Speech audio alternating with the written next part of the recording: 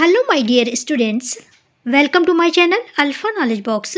इस वीडियो में आज हम एनसीईआरटी कक्षा 6 हिंदी मल्हार के पाठ 12 हिंद महासागर में छोटा सा हिंदुस्तान के प्रश्न उत्तर को डिस्कस करने वाले हैं। अगर अभी तक आपने बाकी के चैप्टर्स की प्रश्न उत्तर की वीडियोस को नहीं देखा है तो इन सभी वीडियोस की लिंक आपको इसी वीडियो के डिस्क्रिप्शन बॉक्स में मिल जाएगी, या फिर चैनल के प्लेलिस्ट क्लास 6 से हिंदी मल्हार से आप सभी वीडियोस को देख सकते हैं। प्रश्न उत्तर को स्टार्ट करने से पहले लेखक के बारे में जानेंगे। लेखक हैं रामधारी सिंह दिनकर, जो कि हिंदी के प्रसिद्ध लेखक हैं। इनका जन्म हुआ था 1908 में और इनकी मृत्यु हुई थी 1974 में। हिंद महासागर में छोटा सा हिंदुस्तान एक यात्रा वृतांत है, अर्थात इसमें एक यात्रा का वर्णन किया गया है। यहाँ पर उस यात्रा का वर्णन किया गया है जब लेखक मॉरिशस की यात्रा पर गए थे। लेखक की अर्थात दिनकर जी की रचनाओं की विशेषता ये है कि इन्होंने भारत और भारत की संस्कृति पर ज़्यादातर रचनाएं लिखी हैं। इनकी रचनाओं में वीरता, उत्साह और देश प्रेम का भाव अधिक है, अर्थात इन्होंने इस तरह की रचनाएं लिखी हैं जिसमें वीरता दिखाई देती है, उत्साह दिखाई देता है और देश प्रेम का भाव भी दिखाई देता है। स्वतंत्रता मिलने के बाद उन्होंने जो भी रचनाएं लिखी हैं उसमें भारत का गौरवगान किया है। लेखक ने आप जैसे बच्चों के लिए भी पुस्तकें लिखी हैं, जैसे मिर्च का मज़ा, पढ़क्कू की सूझ और सूरज का ब्याह आदि। हिंद महासागर में छोटा सा हिंदुस्तान एक यात्रा वृत्तांत है जिसमें लेखक अपनी यात्रा के दौरान मॉरिशस में बसे हुए भारतीय समुदाय और उनकी संस्कृति के बारे में वर्णन करता है। लेखक मॉरिशस में भारतीय लोगों के जीवन, उनकी भाषा, उनकी संस्कृति और उनकी परंपराओं को देखते हैं, जो लेखक को मॉरिशस के लोगों का भारत से जुड़े होने का एहसास कराता है। मॉरिशस को हिंद महासागर का सितारा भी कहते हैं। लेखक ने मॉरिशस को हिंद महासागर का छोटा सा हिंदुस्तान इसलिए कहा है क्योंकि वहाँ की संस्कृति, परंपराएं हिंदुस्तान जैसी हैं। वहाँ पर शिवालय हैं, मंदिर हैं और रामचरितमानस का पाठ किया जाता है। और वहाँ के कई गली मोहल्लों का नाम हिंदुस्तान के शहरों जैसा है, जैसे कलकत्ता, मद्रास, हैदराबाद, बम्बई, बनारस और काशी। चलिए अब पाठ में दिए हुए प्रश्न अभ्यास को शुरू करते हैं। सबसे पहले है पाठ सी। आइए अब हम इस पाठ को थोड़ा और निकटता से समझ लेते हैं। आगे दी गई गतिविधियाँ इस कार्य में आपकी सहायता करेंगी। आइए इन गतिविधियों को पूरा करते हैं। पहली गतिविधि है मेरी समझ से। यहाँ पर का प्रश्न है, नीचे दिए गए प्रश्नों का सटीक उत्तर कौन सा है, उसके सामने तारा बनाइए। पहला प्रश्न है हिरण समूह में क्यों खड़े थे। पहला विकल्प है भागने पर उन्हें सिंह के आक्रमण का डर था। दूसरा, वे भाग चुके हिरणों के लौटने की प्रतीक्षा में थे। तीसरा, वे बीच में खड़े असावधान जिराफ की रक्षा कर रहे थे। और अंतिम है सिंह उनसे उदासीन थे अतः उन्हें कोई खतरा नहीं था। सही विकल्प है भागने पर उन्हें सिंह के आक्रमण का डर था। पाठ में लेखक ने इस विकल्प का वर्णन किया है। दूसरा प्रश्न है मॉरिशस छोटे पैमाने पर भारतवर्ष ही है, कैसे। पहला विकल्प है गन्ने की खेती अधिकतर भारतीयों द्वारा की जाती है। दूसरा, अधिकतर जनसंख्या भारत से जाने वालों की है। तीसरा, सभी भारतवासी परिताल पर एकत्रित होते हैं। और अंतिम, भारत की बहुत सी विशेषताएं वहां दिखाई देती हैं। सही विकल्प है भारत की बहुत सी विशेषताएं वहां दिखाई देती हैं। खा प्रश्न है अपने मित्रों के साथ चर्चा कीजिए और कारण बताइए कि आपने ये उत्तर ही क्यों चुने। पहले प्रश्न में भागने पर उन्हें सिंह का आक्रमण का डर था, इसमें आप लिख सकते हैं कि मैंने ये विकल्प इसलिए चुना क्योंकि सिंह या शेर तभी आक्रमण करता है जब सामने वाला हिलता डुलता है या भागता है। और ये भी लिख सकते हैं कि इस विकल्प का वर्णन लेखक ने पाठ में किया है। और दूसरे प्रश्न में आप ये कह सकते हैं कि भारत की बहुत सी विशेषताएं वहाँ दिखाई देती हैं। ये विकल्प इसलिए चुना है क्योंकि वहाँ की सांस्कृतिक परंपराएं भारत से मिलती हैं। वहाँ पर शिवालय हैं, मंदिर है, रामचरितमानस का पाठ किया जाता है। अगला है पंक्तियों पर चर्चा। पाठ में से चुनकर कुछ पंक्तियाँ नीचे दी गई हैं, इन्हें ध्यान से पढ़िए और इन पर विचार कीजिए।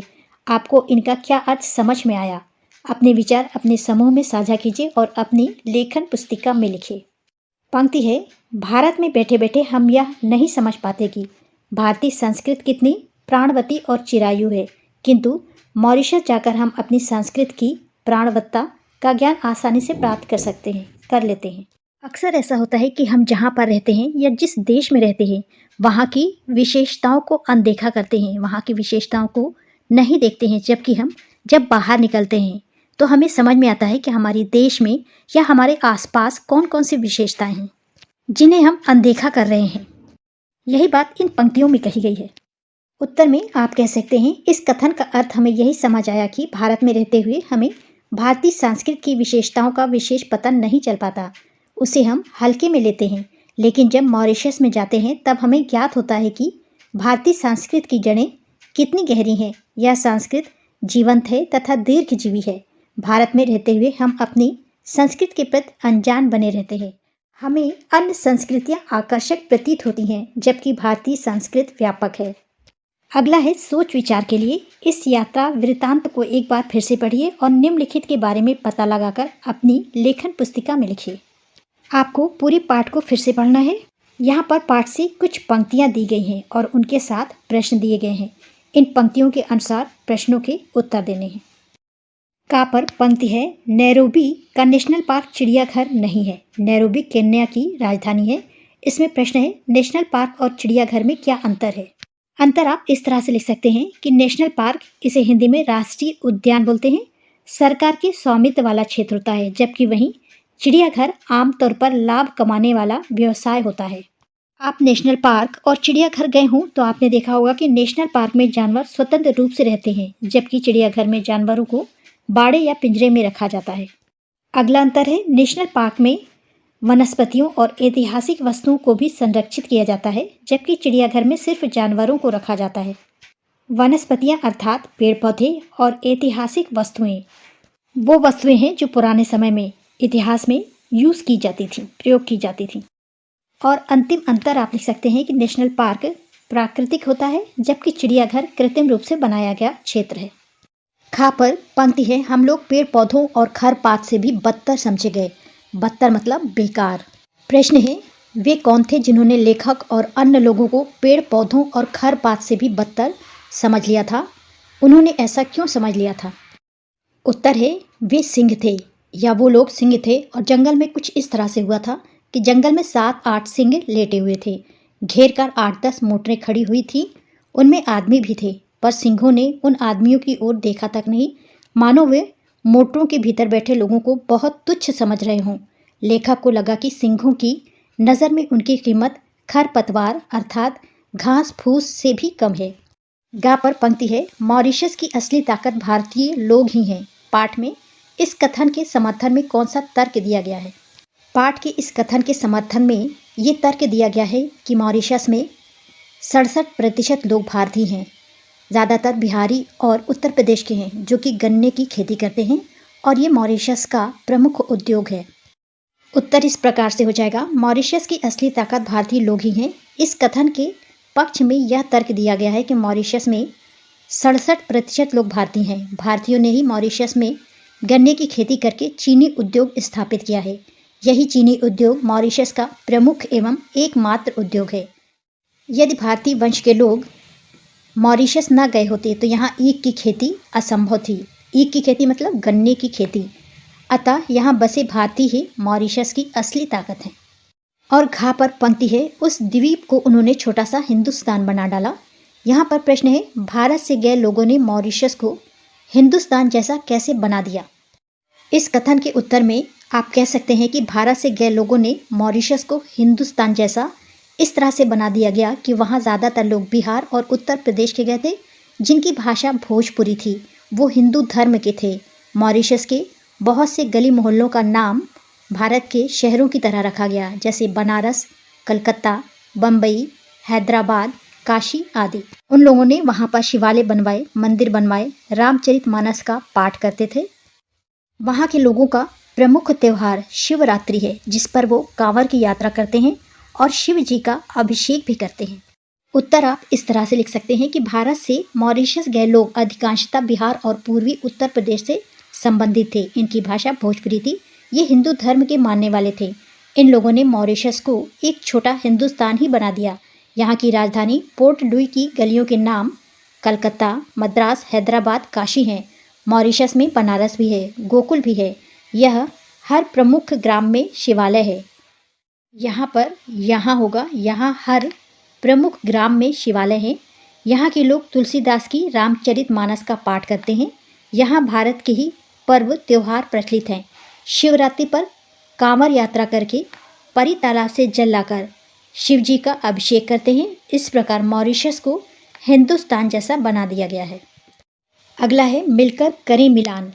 पाठ में से कुछ शब्द चुनकर स्तंभ 1 में दिए गए हैं, उनसे संबंधित वाक्य स्तंभ 2 में दिए गए हैं। अपने समूह में इन पर चर्चा कीजिए और रेखा खींचकर शब्दों का मिलान उपयुक्त वाक्यों से कीजिए। इसके लिए आप शब्दकोश, इंटरनेट, पुस्तकालय या अपने शिक्षकों की सहायता ले सकते हैं। पहला शब्द है अफ्रीका। इसे मिलाएंगे 3 नंबर से। यह एशिया के बाद दुनिया का सबसे बड़ा महाद्वीप है। दूसरा शब्द है नैरोबी। इसे 1 नंबर से मिलाएंगे। यह अफ्रीका महाद्वीप के एक देश केन्या की राजधानी है। तीसरा शब्द है रक्तचाप। इसे मिलाएंगे 4थे नंबर से। यह रक्त वाहिनियों अर्थात नसों में बहते रक्त द्वारा उसकी दीवारों पर डाले गए दबाव का नाम है। चौथे नंबर पर शब्द है BOAC। इसे मिलाएंगे 6 नंबर से। यह ब्रिटिश ओवरसीज एयरवेज कारपोरेशन नाम का छोटा रूप है। यह एक बहुत पुरानी विदेशी विमान कंपनी थी। 5वें पर शब्द है भूमध्य रेखा। इसे मिलाएंगे 7 नंबर से। यह पृथ्वी के चारों ओर एक काल्पनिक वृत्त है जो पृथ्वी को 2 भागों में बांटता है, उत्तरी भाग और दक्षिणी भाग। 6 पर शब्द है देशांतर रेखा। इसे मिलाएंगे 9 नंबर से। ये ग्लोब पर उत्तर से दक्षिण की ओर खींची जाने वाली काल्पनिक रेखाएं हैं। ये उत्तरी ध्रुव को दक्षिणी ध्रुव से मिलाती हैं। 7 नंबर पर है तुलसीदास। इसे मिलाएंगे 2 नंबर से। यह श्री राम के जीवन पर आधारित अमर ग्रंथ रामचरितमानस लिखने वाले कवि का नाम है। अगला शब्द है क्रेयोल। इसे मिलाएंगे 5 नंबर से। यह 2 भाषाओं के मिलने से बनी नई भाषा का नाम है। और अंतिम शब्द है कांवर। इसको मिलाएंगे 8 नंबर से। यह बांस का एक मजबूत डंडा होता है जिसे कांवड़ या बहंगी भी कहा जाता है, जिसके दोनों सिरों पर बंधी हुई 2 टोकरियों या छींकों से यात्री गंगा जल या अन्य वस्तुएं भर कर ले जाते हैं। पार्ट 1 वीडियो में यहीं तक। पार्ट 2 वीडियो को अनुमान या कल्पना से शुरू करेंगे। This is the end of video. Thanks for watching.